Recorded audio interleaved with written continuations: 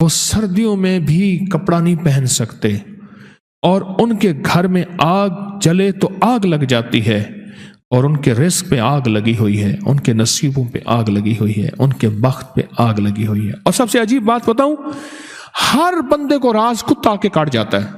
میں private job کرتا ہوں، میرا روزانہ کا سفر 30 سے 35 کلومیٹر موٹر سائیکل پر ہے۔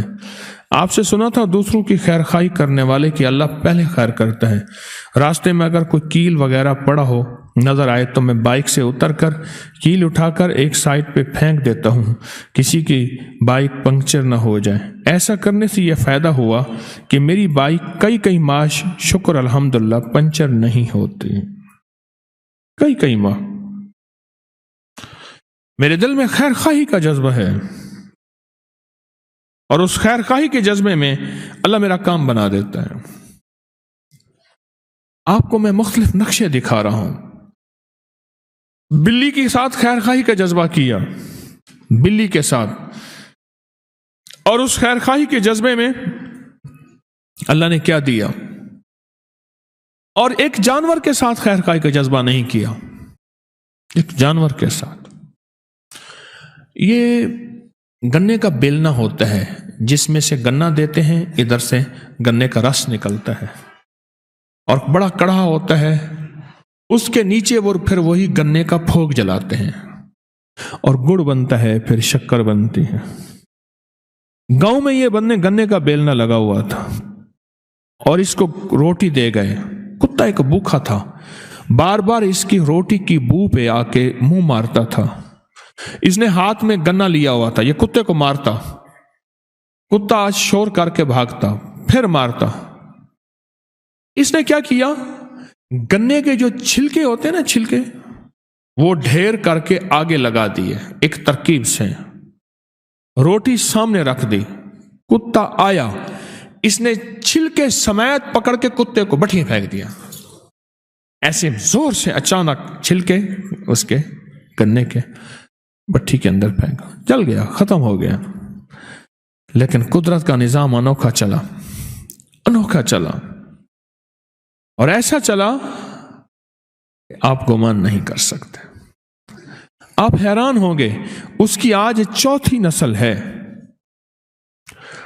میرے والد صاحب رحمۃ اللہ علیہ نے یہ بات مجھے وہ بندہ دکھایا۔ ہمارے باغ کے ساتھ آگے کچھ سڑک جاتی ہے تو وہاں ان کا رقبہ ہے، وہ بندہ دکھایا مجھے، فرمانے لگے یہ 3ری نسل ہے، اور میں اس کی 4تھی نسل دیکھ رہا ہوں۔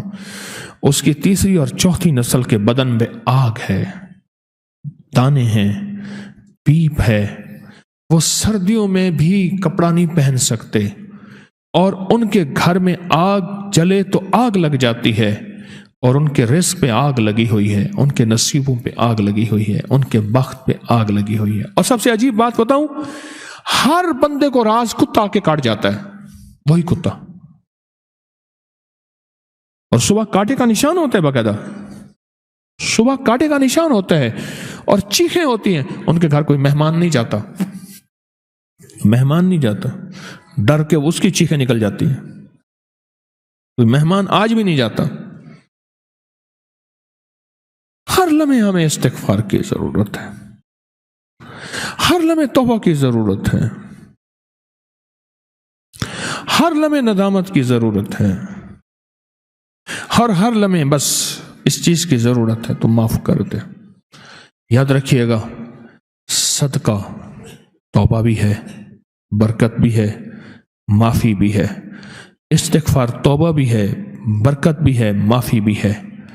کسی کو کھانا کھلانا، کسی کی مالی امداد کرنا، کسی کو اترا ہوا کپڑا دے دینا، کسی کو جوتا ضرورت کی زندگی دے دینا، یہ بہت بڑے اللہ کے غصے کو ٹھنڈا کر دیتا ہے، اللہ کے آئے عذاب کو ٹال دیتا ہے۔